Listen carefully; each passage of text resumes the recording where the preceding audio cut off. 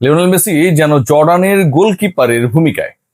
যারা Argentina third গোলটা দেখেছেন, লিওনেল মেসির টানা 7 বিশ্বকাপ ম্যাচের সবশেষ গোলটা দেখেছেন, অসাধারণ সেই ফ্রিকিক দেখেছেন এবং খেলার কমেন্ট্রি শুনেছেন। আপনাদের মধ্যে এই কনফিউশন ক্রিয়েট হতে পারে যে যেই শটটা নিলেন লিওনেল মেসি 80তম মিনিটে, তাকেই ফাউল করা হয়েছিল, তিনি ফ্রিকিক নিলেন।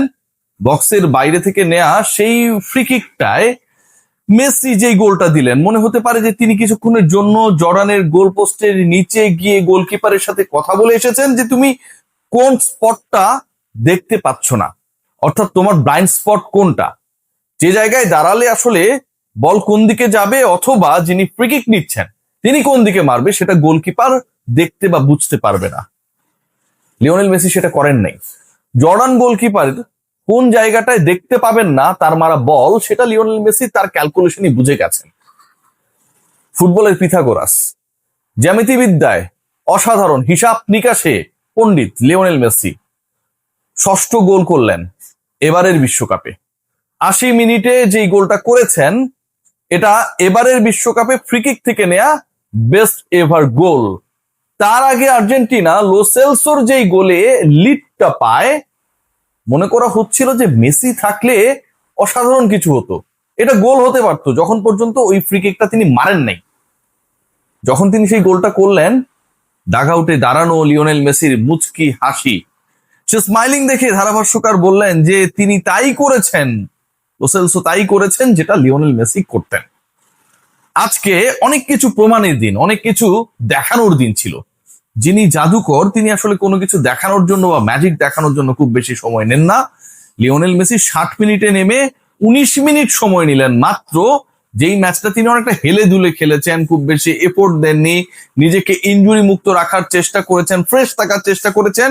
সেই 19 মিনিটের মধ্যেই যেই ফ্রি কিকটা নিয়েছেন, মানে থাকে না যে প্রতিপক্ষের ডিফেন্স খারাপ ছিল সে কারণে মেসি গোল পেয়েছেন, পেনাল্টি পেয়েছেন সে কারণে তিনি গোল পেয়েছেন, দুর্বল প্রতিপক্ষ সে কারণে তিনি গোল পেয়েছেন।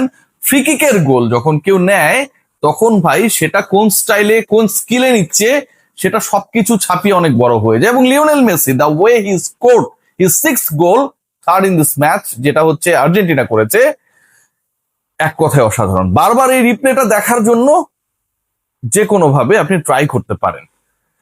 আর্জেন্টিনার আজকের এই জয়টা অনেক বড় স্বস্তির এ কারণে যে টানা 3 ম্যাচ জিতে তারা পরের রাউন্ড তো আগেই নিশ্চিত করেছে।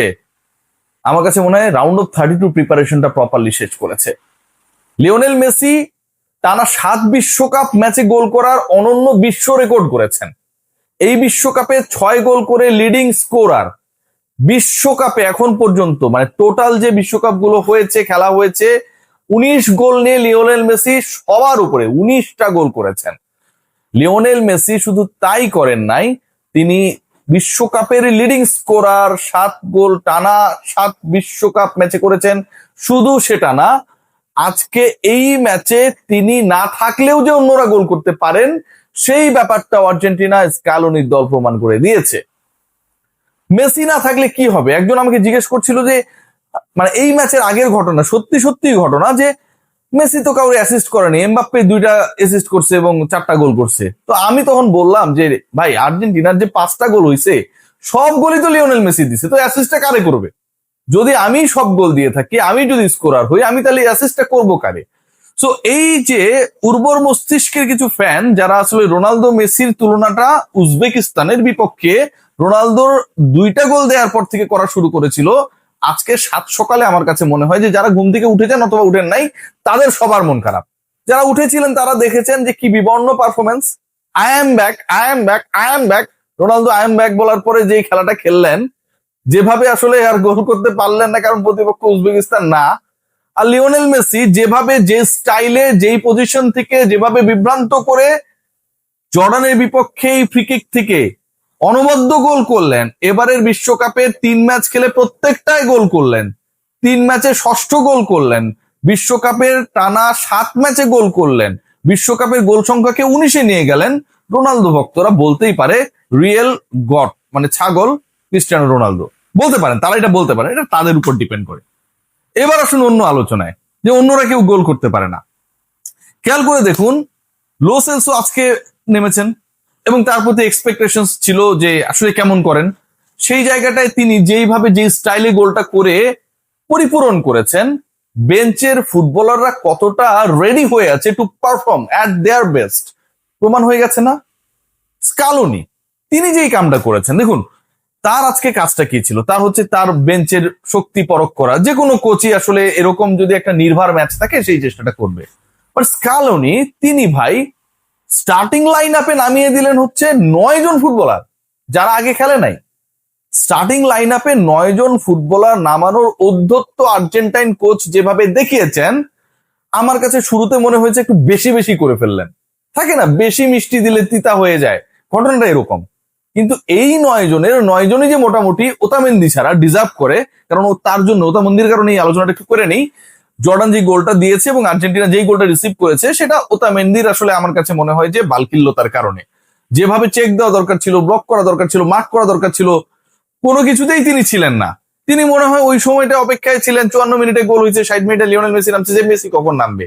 সো আমার কাছে খুব আনপ্রফেশনাল এবং আনস্কিলফুল অ্যাটিটিউড মনে হয়েছে নিকোলাস ওতামেন্দিকে। এবং রোমেরো যদি দ্রুত না ফিট হন এবং এভেলেবেল না হন, আর্জেন্টিনাকে ওই জায়গাটায় ভুগতে হতে পারে।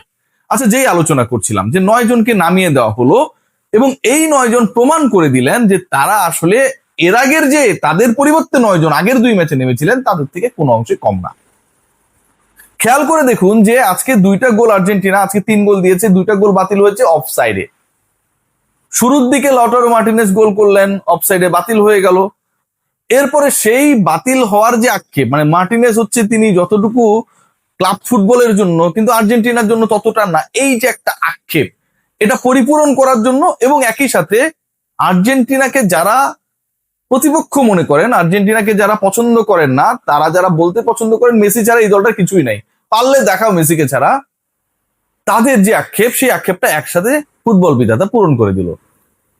অফসাইডের কারণে মার্টিনেজ গোল পেলেন না, পরবর্তী সময়ে পেনাল্টি পেলেন, আলভারেজের চেষ্টা রুখে দেওয়া হলো, একদম গোল লাইনের জাস্ট আগ মুহূর্তে সেই পেনাল্টি থেকে লটারো মার্টিনেজ ওয়ার্ল্ড কাপে তার প্রথম গোলটা করে ফেললেন।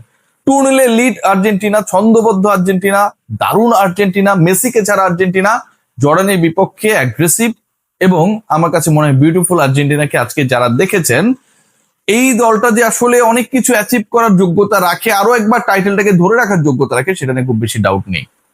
প্রমাণের ম্যাচে অনেক কিছু প্রমাণ হয়েছে। বেঞ্চের 9 জন ফুটবলারকে নামিয়েছেন কোচ লিওনেল মেসি, 60 মিনিটে নেমে 80 মিনিটে গোল করেছেন, ষষ্ঠ গোল করলেন এবারের বিশ্বকাপে। এই ষষ্ঠ গোলের মধ্যে কোনো পেনাল্টি গোল নাই, এটা নিয়ে অনেকের মন খারাপ। যেই গোলটা করেছেন ফ্রি কিক থেকে, তার এই 6টা গোলের মধ্যে this goal I think the best. বিশ্বকাপে গোল সংখ্যাকে 19-এ নিয়ে গেলেন, টানা 7 বিশ্বকাপ ম্যাচে গোল করার অনন্য বিশ্ব রেকর্ড করলেন, যেটা আর পৃথিবীতে কেউ পারবে বলে মনে হয় না এখন পর্যন্ত।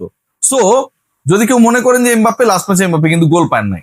লিওনেল মেসি এবং আর্জেন্টিনাকে নিয়ে আমাদের যে এক্সপেকটেশন ছিল সেটা পূরণ হয়েছে। তবে একটা ব্যাপার বলতেই হচ্ছে, আজকের এই ম্যাচে যখন 60 মিনিট পর্যন্ত লিওনেল মেসি মাঠে ছিলেন না, I was bit confused that I am really a Messi fan or Argentina fan. খেলা দেখছিলাম কিন্তু আর্জেন্টিনা খেলছে, 2 গোল দিচ্ছে, ওই রোমাঞ্চ ক্রিয়েট হচ্ছিল না। মনে হচ্ছিল মেসি কখন নামবেন, এবং মেসি যখন নামলেন তখন মেসির পায়ে কখন বল যাবে সেই টেনশন হচ্ছিল, মেসি কখন গোল দিবেন সেই অপেক্ষা বাড়ছিল। সো আমার কাছে মনে হয় আমার মতো এই মুহূর্তে যারা আর্জেন্টিনার এবং মেসির খেলা দেখে, তারা সামটাইমস আর্জেন্টিনার থেকেও অনেক বড় ফ্যান লিওনেল মেসি। সবাই ভালো থাকবেন।